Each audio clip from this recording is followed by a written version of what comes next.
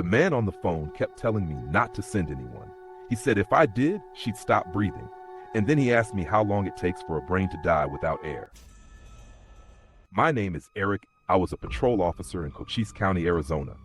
This happened in the fall of 2020, just after midnight. Quiet shift. The kind where you sit in your cruiser, engine idling, sipping a warm 7-Eleven coffee that tastes like cardboard. Dispatch patched a 911 call directly to my car. That was the first odd thing. Usually they don't do that unless it's serious. The caller was a man, calm, almost bored.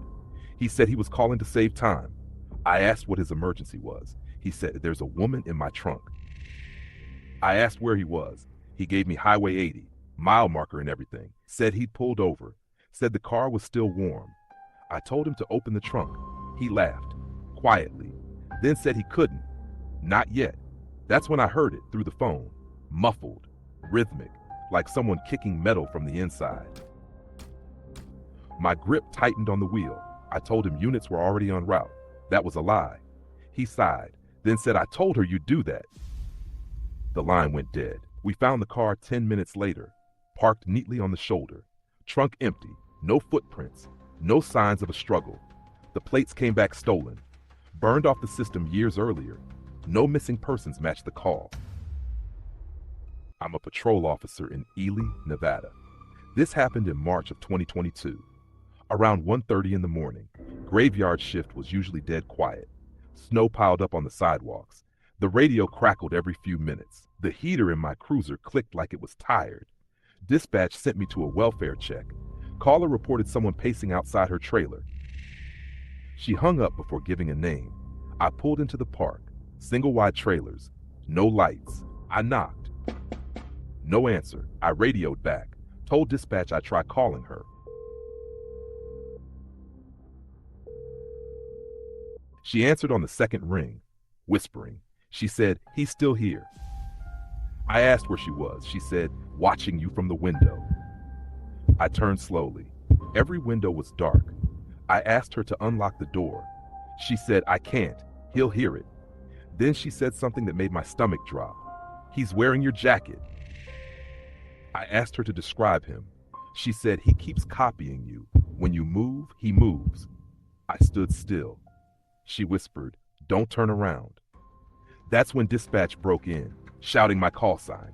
They said the call I was on wasn't live. It was a voicemail, left 12 minutes earlier. Backup arrived fast. We cleared the trailer. No woman inside, no signs of anyone living there. The trailer had been empty for months. Later, they played the full voicemail for me. At the very end, after I stopped talking, you can hear footsteps, matching mine. My name is Rachel D. I was a 911 dispatcher in a small county outside Flagstaff, Arizona. This was winter, early 2022, graveyard shift. The kind where the room hums with old computers and burnt coffee, and you count the minutes by watching snow pile up on the security cameras.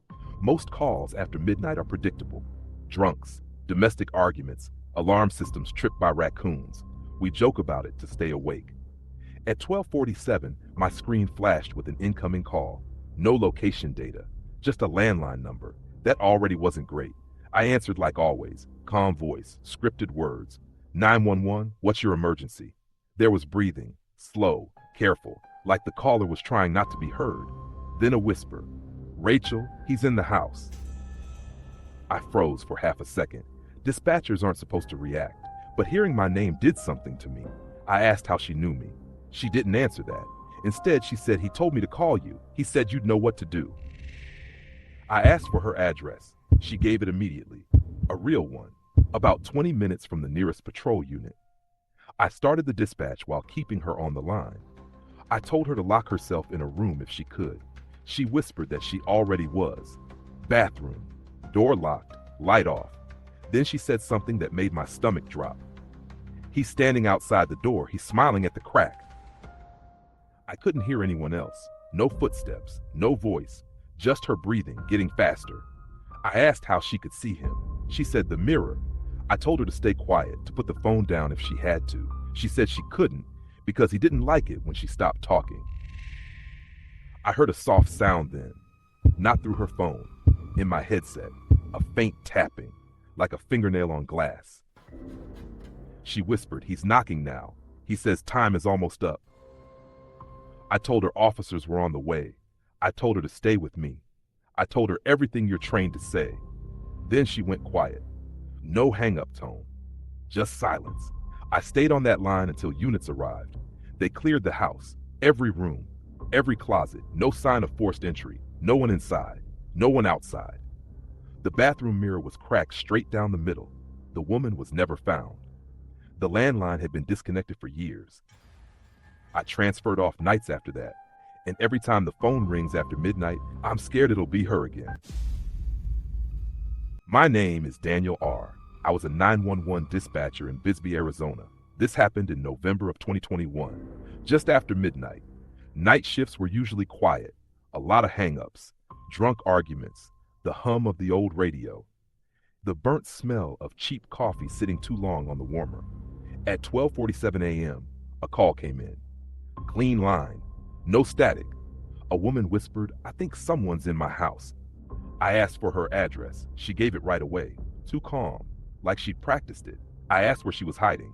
She said, "I'm not hiding, I'm in bed." Told her to leave the room. She said she couldn't because she didn't want to wake him. I froze, asked who him was. She paused, then said, "The man breathing behind me." I signaled officers while keeping her talking, asked her to describe the sound. She said it was slow, careful, like he was trying not to be heard. Then she whispered, "He knows I called you." That's when I heard it. A second breath, not hers. I asked if she could run. She said no. She said, "Daniel, how long does it take before you stop hearing things?" I hadn't told her my name. The line went dead. Police arrived in 4 minutes. Front door locked, windows sealed, no signs of forced entry. The woman was found alone in bed, asleep, no injuries. She insisted she never called 911. They pulled the call logs.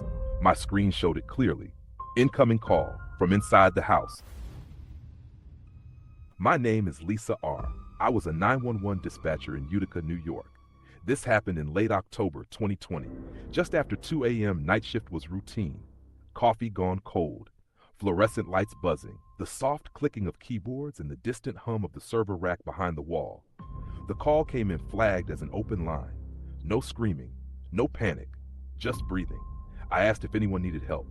A man answered. Calm voice, older. He said he was driving. Said he thought he hit something on Route 12. I asked him to pull over. He said, "I already did." I asked what he hit. He paused. Then said, "I think it's still under the car."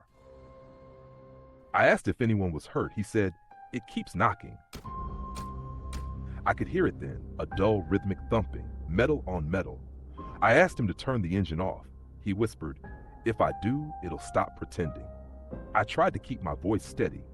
Asked him to step out of the vehicle. He said, "I can't." I locked myself in. Then he said, "It knows your voice now." My screen refreshed. The GPS updated. The car wasn't on Route 12.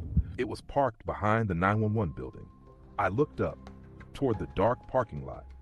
The knocking got louder through my headset. He said, "It's standing up." Officers cleared the lot in minutes. No car, no caller, just fresh dents in the asphalt, right outside the dispatch entrance. They traced the call later. It came from a phone that was never activated.